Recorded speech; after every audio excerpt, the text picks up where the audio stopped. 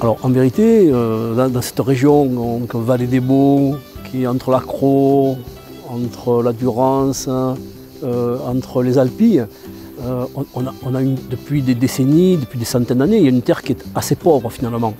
Et nos ancêtres, ils ont planté des oliviers, ils ont planté de la vigne, ils ont planté des amandiers, parce qu'il n'y a vraiment que ça qui pousse.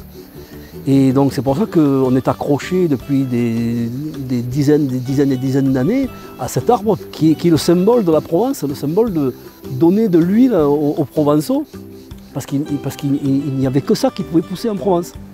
Et donc on s'est accroché à cette culture.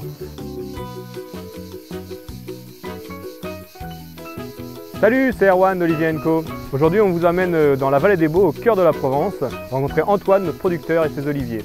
Allez, venez, on va cueillir des olives.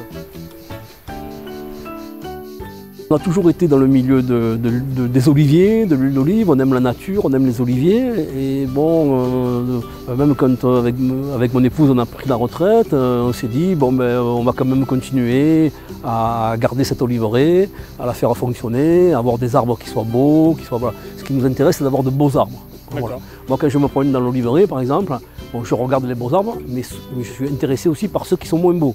Et je m'approche et je me dis tiens, qu'est-ce qu'il a celui-là? L'arbre c'est le support, c'est lui qui va donner les bonnes olives et donc c'est lui qui doit être bien soigné. Voilà. Et ici on a tendance à vouloir bien les soigner. Voilà. Dans cette oliveraie on a des arbres qui ont plus de 65 ans, c'est sûr qu'ils ont un enracinement très profond, ils vont chercher les oligo-éléments assez bas et donc c'est ce qui donne un peu la qualité de notre huile d'olive. Alors en fait, la qualité elle est donnée par cet arbre qui est ancien, qui a des racines profondes. Elle est donnée également par les 4 variétés qui constituent la OP Vallée des Baux. Et ces 4 variétés qui ont été plantées par nos arrière-grands-parents, en fait, on leur doit ça. On doit à nos ancêtres le fait d'avoir hérité d'une huile de grande qualité. C'est eux qui ont fait la richesse de l'huile de Vallée des Baux.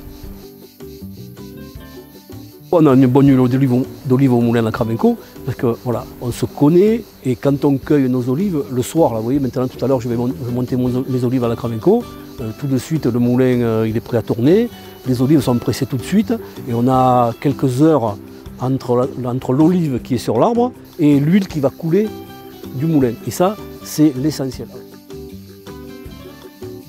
Parce que quand on est producteur, on est forcément amateur, sinon on n'est pas un bon producteur, c'est pas possible. Hein, voilà. Et ce que j'aime bien, moi, alors je déguste de l'huile d'olive, j'en déguste souvent quand on fait des assemblages au moulin, mais mon moment préféré c'est quand on a l'huile nouvelle.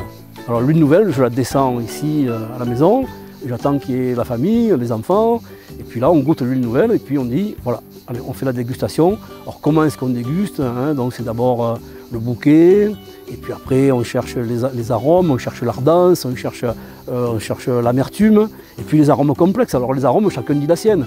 Qu'est-ce que tu ressens? Donc la Vallée des Baux, c'est surtout le goût de pomme, le goût d'amandon, le goût d'artichaut.